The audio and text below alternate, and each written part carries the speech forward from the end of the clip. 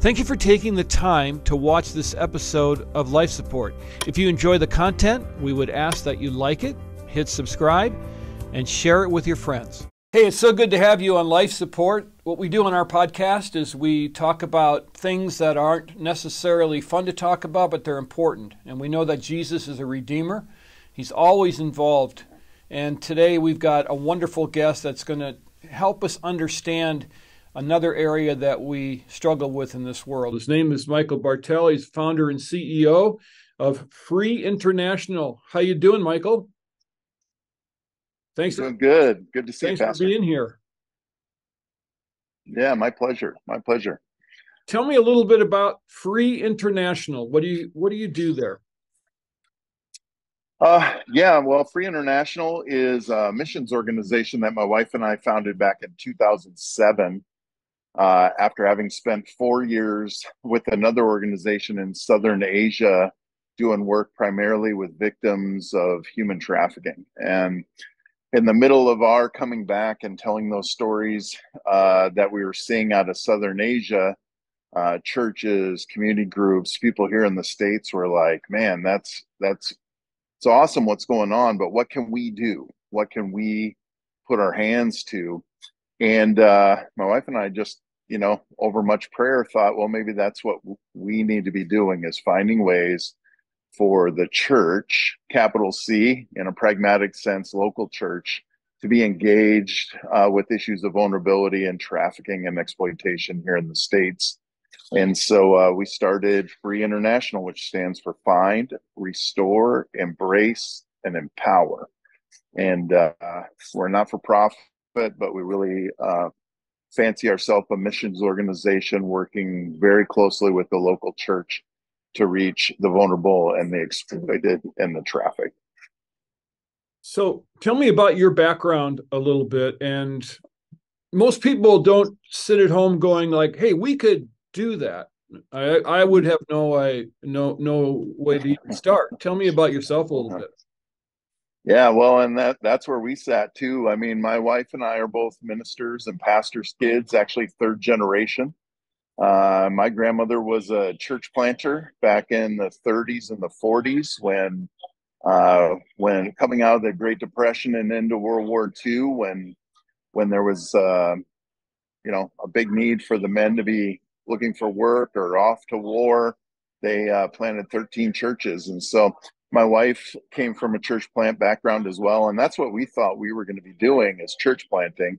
When we got exposed to what was going on with human trafficking back in the mid 90s, sorry for that background noise. I'm at an airport right now, unplanned stop at an airport here. But we were working at Purdue University as campus pastors. My wife actually ran the international center there. We had 142 countries represented on that campus. And so it was through our international students we began to really hear what was going on around the world as it pertains to modern day slavery, what a lot of the families of these just brilliant people were going through.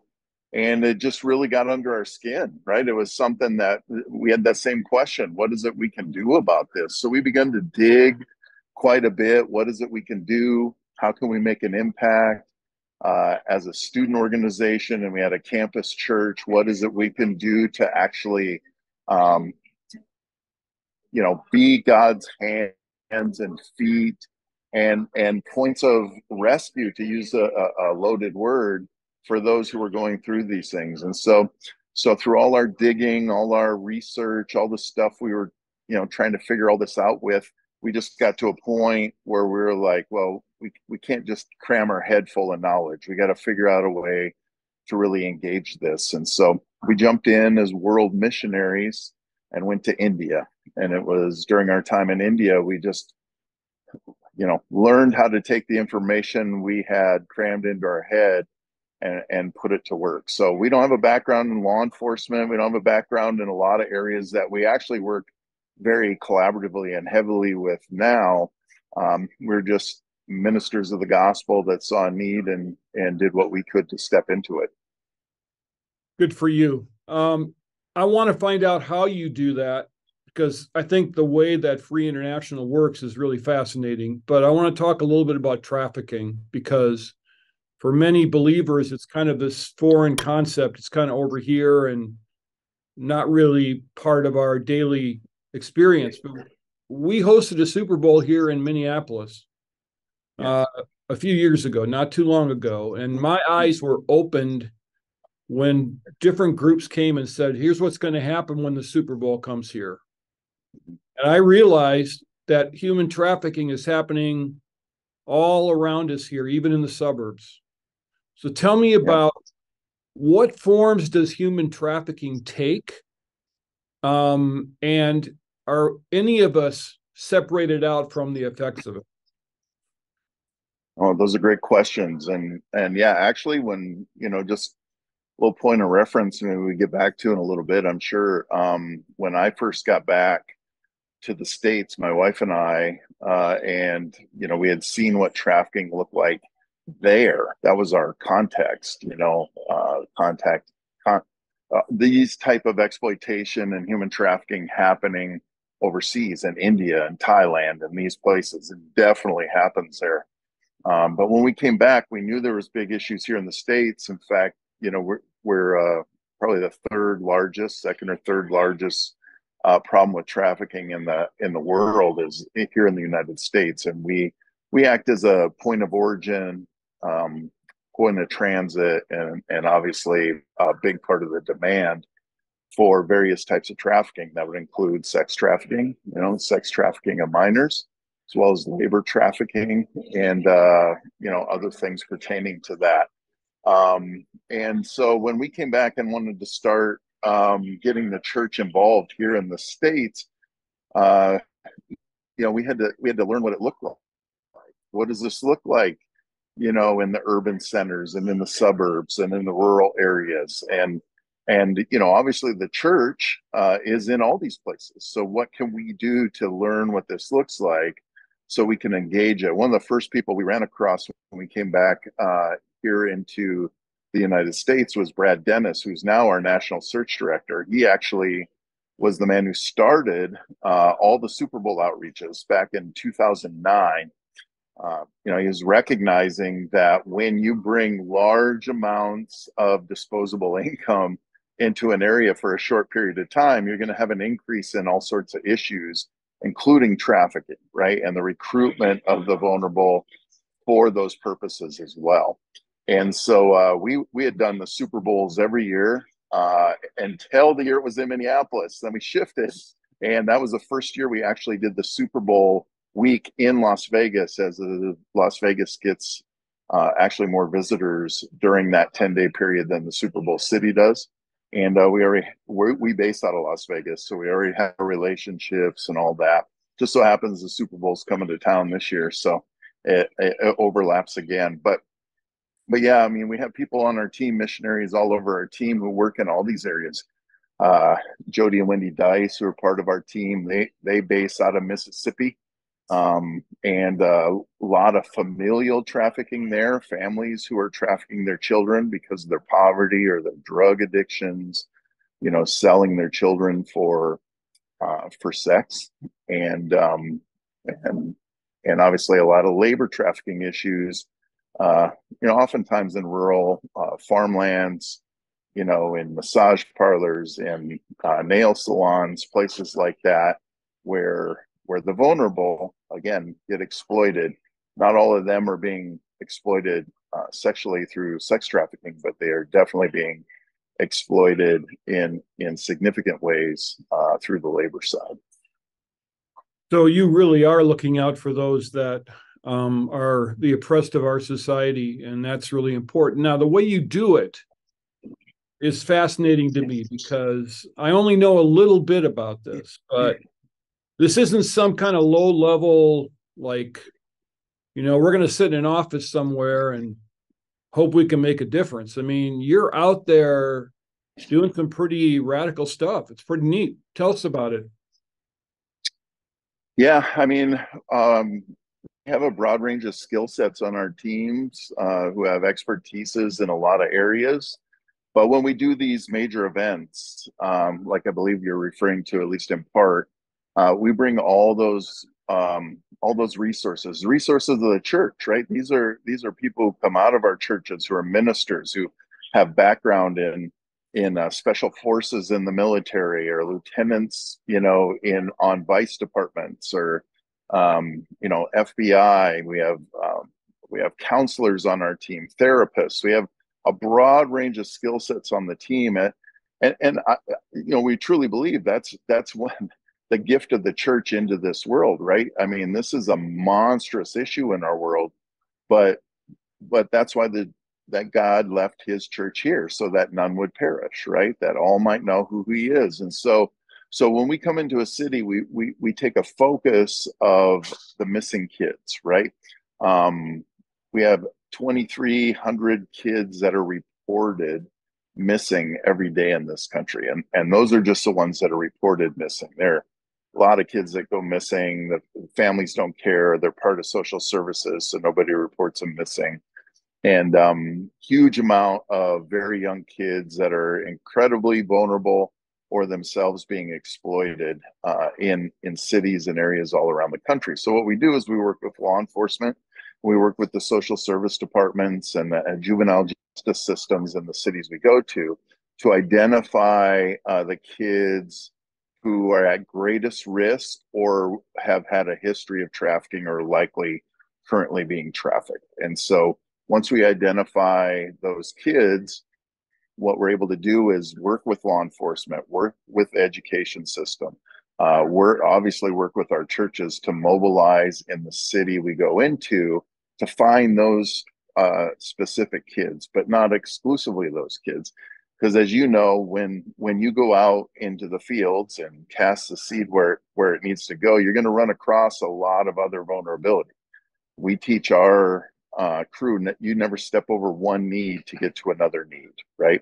So we have a specific task of looking for these kids, but we find ourselves really as well in service and ministry of the gospel, into law enforcement, into the political realm. In fact, I just got invited the day before yesterday to go speak to all the attorneys general of the United States of America on this very issue, and how the church can make an impact, how the faith community is impacting for the positive those who are vulnerable and exploited. So when we come into a city, we identify those vulnerable missing kids, and then we mobilize the church to go look for them. We were just in Minneapolis a couple of weeks ago. We mobilized about 300 people in various churches from the Minneapolis area, and we were in over 600 businesses with the faces of the very kids we were looking for, allowing us to be present and kind of force multiply. Here's who we're looking for, and here are the other things going on in our community that we can help with, and the church will impact as well.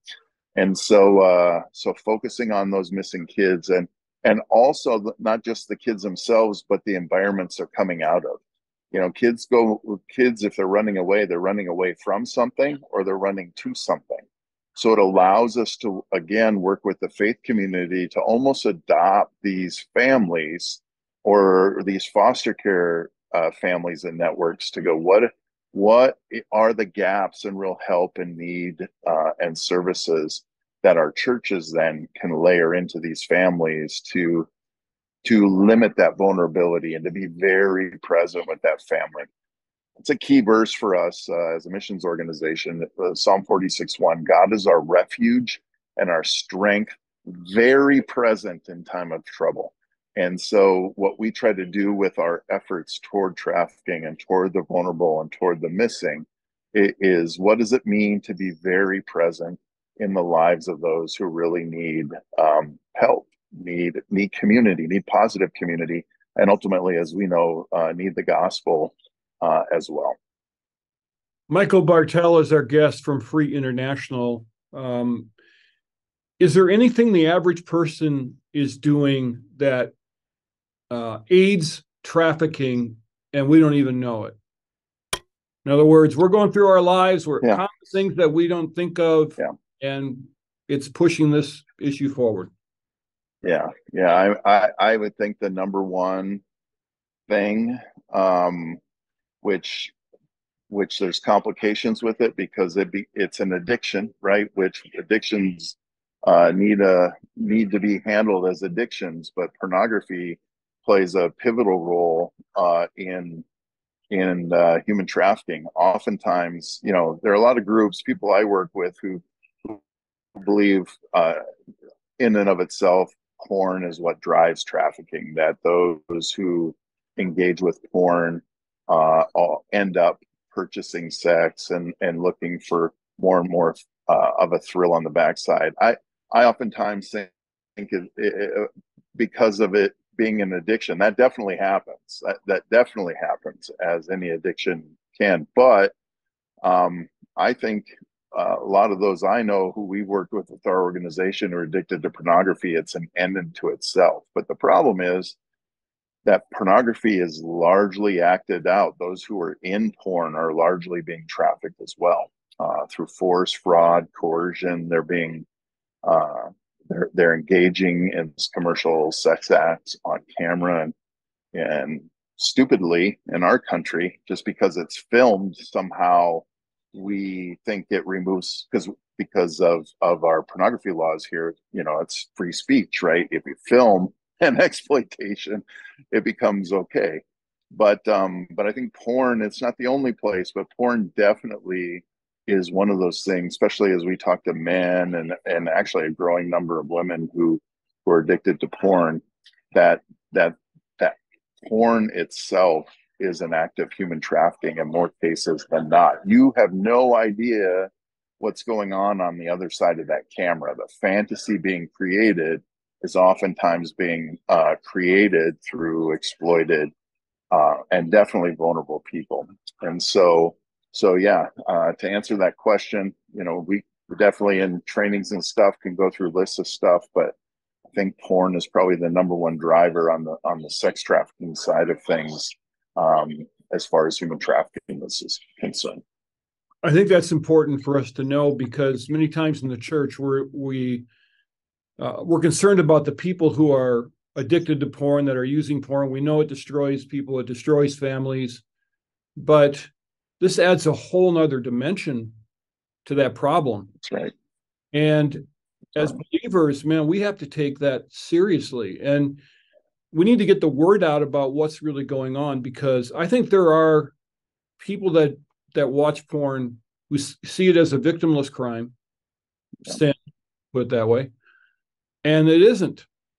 And if they knew what you just said, they would go get help, or they would say, listen, man, I got to stop, because nobody knows. Sorry.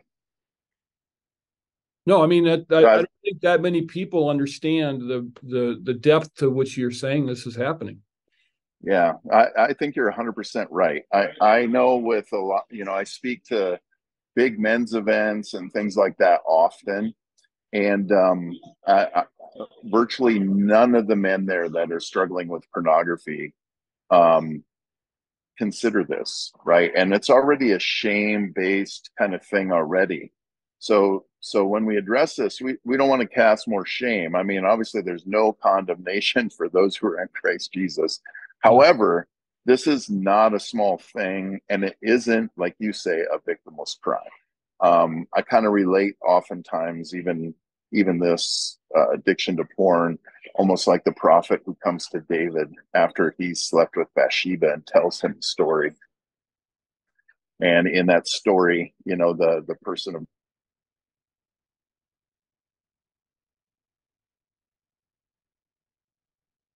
so riled up thinking this guy needs to, says, well, actually, it's you. we're talking about you, right? This is the process of that. And our culture is really over sexualized a lot of things, and it is landed in a lot of even ministers of the gospel in the church.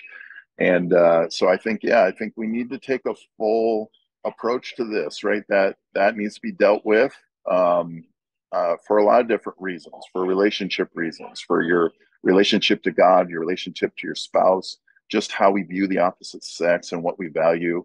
But that that piece has to find its way in there. And I think the more people understand that, the more they're like, man, if I'd have known it was doing that, I would have left it a long time ago. And so I think you're 100% correct.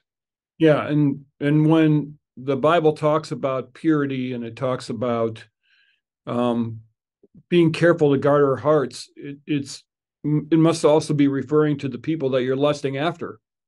Yes. You're seeing them as less than image bearers of God. Yeah. Amen. No, you're 100% correct. And it's obviously a very sensitive issue, right? And so not only does this need to be talked about in our churches and among our people, but how we talk about it's very important too, right? And the same thing with trafficking and kind of other exploitations. I mean, if 1 in 3 to 1 in 3 girls to 1 in 5 boys have been sexually abused or molested before they hit 18, you know, that includes our church, right? It includes a lot of things in our church that I'm not saying we have to come in like a bull in a china cabinet and clean house, but if we're gonna make an impact on behalf of the vulnerable, we can't look past the people who are sitting in their own exploitation right in our own churches. And knowing how to have those conversations is important. And I don't know if all of us know how to do that, but we got to start somewhere. And obviously, we have to have safe places conversations so that we can get help to those who need help. How do I find out more about Free International? How do I find Free out more? International Go yeah, ahead. freeinternational.org is our website. Sorry again, sorry for the setting for this Okay. interview. I was very much looking forward to this, but the website is freeinternational.org. We're all over social media. We're actually launching a place called the Big Search is our big community outreaches. It's going to have its own landing page and ways to get involved. That's going to be at thebigsearch.us. That's getting ready to launch, and we have a lot of other ways that we're really engaging the church. In fact, that's what I'm doing right now. Just landed in Wichita. We got a handful of our team here because we're training many out of the churches in the area of Wichita. We call the Shepherd's Cruise on some of these technical skill sets and tying it into some of the larger resources Free International has. And so all those things are available for the Kingdom of God work. Well, you keep up the good work, and I really appreciate you stopping by. I want to talk to you about a few more things next time. I've got a lot of questions for you, but I think what you're doing is admirable, needed, and I love how you use the body of Christ. So good job, and thanks so much for stopping by.